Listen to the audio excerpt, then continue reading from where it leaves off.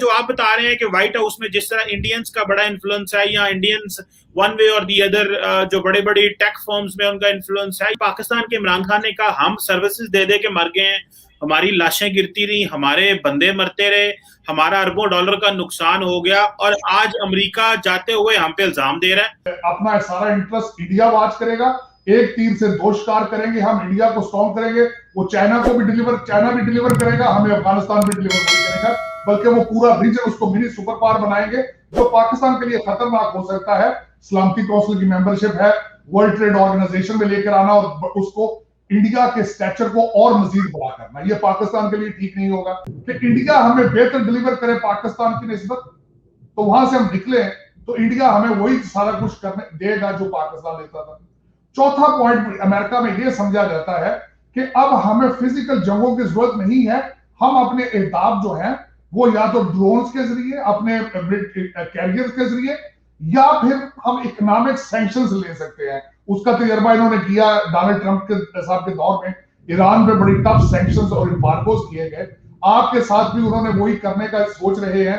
FATF से आपने 26 चीजें की हैं, 27 टोटल थी, लेकिन फिर भी नहीं छोड़ा उन्होंने आपको। और दूसरी आपके ऊपर जो एक नई चीज है जिन्होंने शुरू की, under as recruitment of army military, अब वो आपकी जो टूटी फूटी एड थी मिलिट्री की वो भी बंद करेंगे, आपके नेटोज के आपके पास नहीं आएंगे फंड्स, और उसके बाद जो चीजें आपके पास अमेरिकन ओन्ड है उनके स्पेयर पार्ट भी नहीं जाएंगे।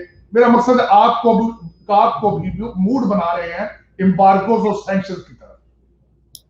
बिल्कुल ठीक है। उसमें पांचवा पॉइंट ये है कि एक यहाँ पे ये भी एक थ्योरी चल रही है कि हो सकता है अमेरिका अफगानिस्तान में अमन चाहते ही ना हो और वो एक वैक्यूम क्रिएट करके निकले ताकि अफगानिस्तान दोबारा उसी खाना जंगी की पोजीशन में जाए।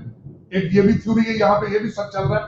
और दूसरा इसमें ये छठा पॉइंट जो है, जो मुझे सबसे ज्यादा वैलिड लगता है, वो ये है, आप अगर चाइना की तरक्की देखें तो चाइना की तरक्की का सबसे बड़ा सीक्रेट ये था कि उन्होंने पिछले अपने 50 सालों में, जब से वो वहां पे रेवोल्यूशन आया, उसमें खासकर जब से उन्होंने वहां पे जोन बना के तिजारत को आगे किया, जब से उन्होंने ज़राअत को, एग्रीकल्चर को आगे लेकर आए हैं, उन्होंने एक भी जंग नहीं लड़ी। हो सकता है अमेरिका चाहता हो कि वो भी जंग में है। अब आपने देख लिया होगा कि चाइना किस तरीके से तालिबान के साथ इंटरेस्टेड है उस एरिया में। तो ये चीज, और जिस तरीके से इस वक्त चाइना जो है जितना अपना आर्मी डिफेंस के ऊपर खर्चा वो भी आजकल कर रहे हैं, और जो उनकी अगले दिन 100 ईयर्स की एनिवर्सरी थी, 1 घंटे की स्पीच थी प्रेसिडेंट शी की, उसमें भी उनका जरा गुस्सा नजर आया और उन्होंने कहा कि जी हमें मजीद किसी ने बुली किया तो उसके कॉन्सिक्वेंसेस होंगे।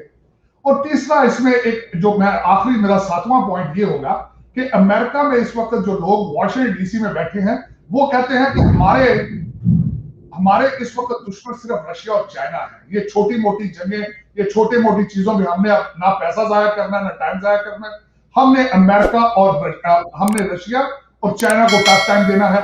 उसको टाइम उनके जेहन में ये है कि हमारा मुआशी इकोनॉमिक एनिमी जो है वो चाइना है, और डिफेंस के लिहाज से हमारा मुकाबला रशिया के साथ। China doesn't have a capacity to compete our army military complex, और रशिया जो है वो उसमें आगे है।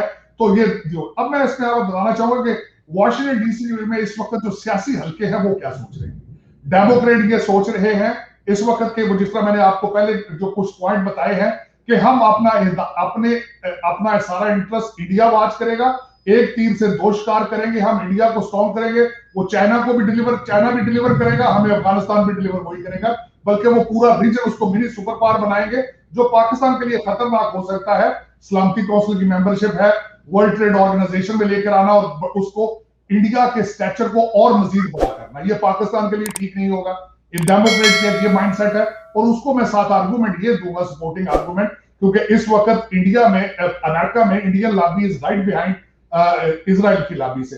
इस वक्त वो जो इंडियन डायस्पोरा, इंडियन जो सेकंड जनरेशन लोग हैं, उनका कंट्रोल है व्हाइट हाउस पे। वो उस तरीके से मेरा सपोर्टिंग आर्गुमेंट ये होगा।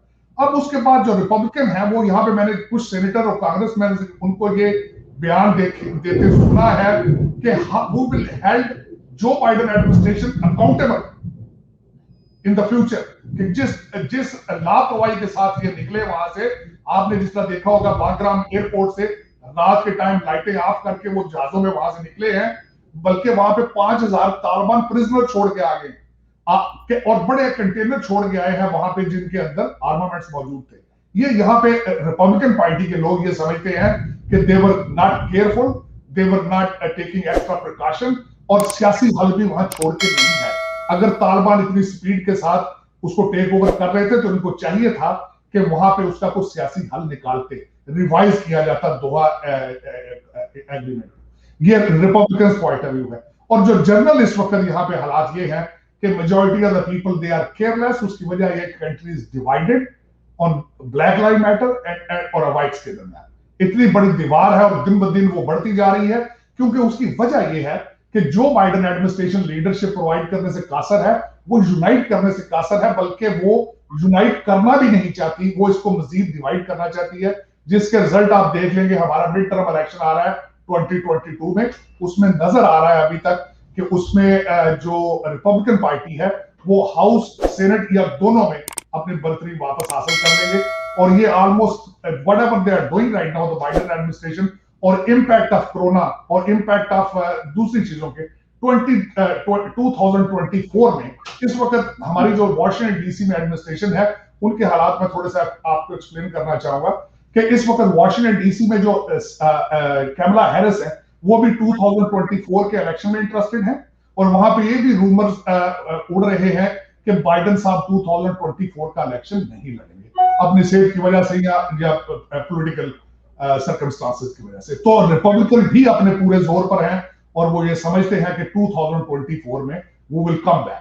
अच्छा तार साहब, एक क्योंकि आप डिफरेंट स्टेक होल्डर से मिलते रहते हैं और आपने एक बड़ा होलिस्टिक सा एनालिसिस दिया है कि different segments of the society, वो पॉलिटिक्स हो, जर्नलिस्ट हो, सिविल सोसाइटी हो, जो बाकी सोसाइटी है, वो किस तरह चीजों को इस वक्त देख रही हैं, खासकर पाक यूएस और ये अफगानिस्तान के हवाले से भी।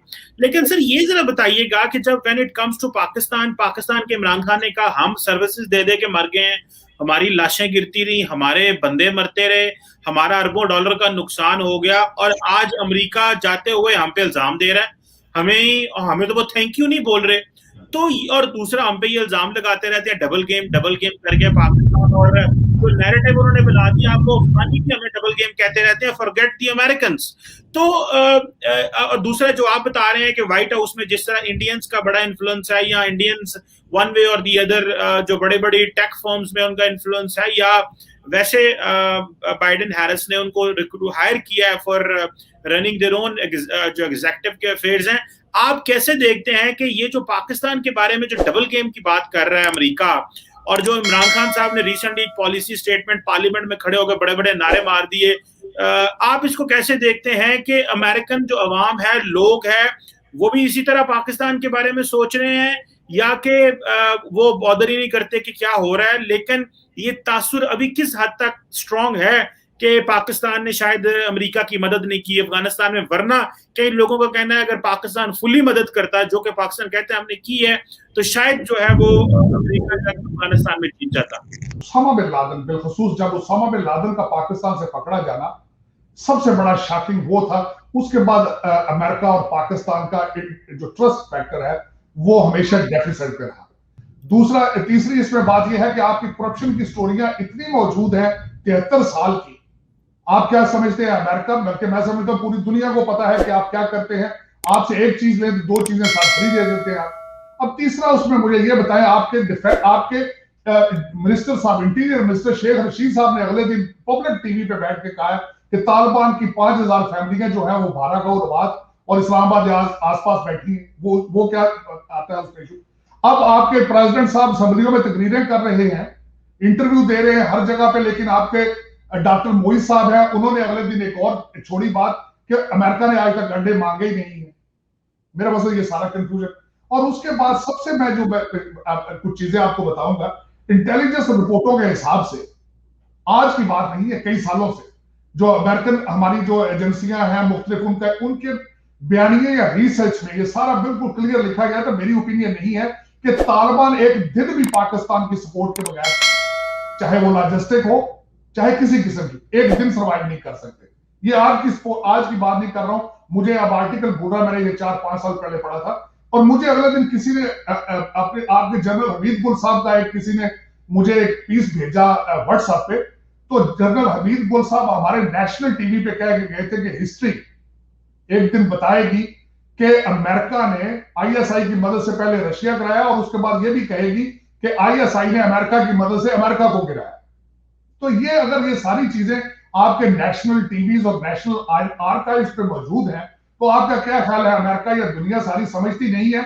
और जो पैसा एक साइड से आपके पास कंटेनरों में जाता रहा और आप जिस तरीके से दुबई और लंदन की प्रॉपर्टियां खरीदते रहे, आपका क्या ख्याल है कि वो कोई ढकी छुपी बात है? वो आपके पाकिस्तानियों से ढकी छुपी बात नहीं है। अमेरिकन तो फिर उनका कोई ना कोई सिस्टम होता है, चीजें ट्रेस करते हैं, चाहे जिस तरीके से भी मनी ट्रेस करते हैं।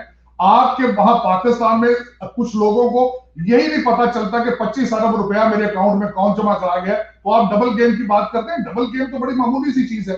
अब मैं आज मैं सुबह बड़ा हंसा हूं एक खबर सुन के। वो खबर ये थी कि पाकिस्तान अब अफगानिस्तान में चाइना को लेकर जाएगा और चाइना में जितनी डेवलपमेंट होगी वो पाकिस्तान उसमें उसका हिस्सा बनेगा, देगा। तो मैं आज बड़ा हंसा था, मैं क्या लॉटरी निकल आई है करप्ट ब्यूरोक्रेसी की, करप्ट सियासतदानों की। वो किस तरह पहला भी पैसा आपका सारा अफगानिस्तान में जाता था, पाकिस्तान में डॉलरों के कंटेनर आते थे।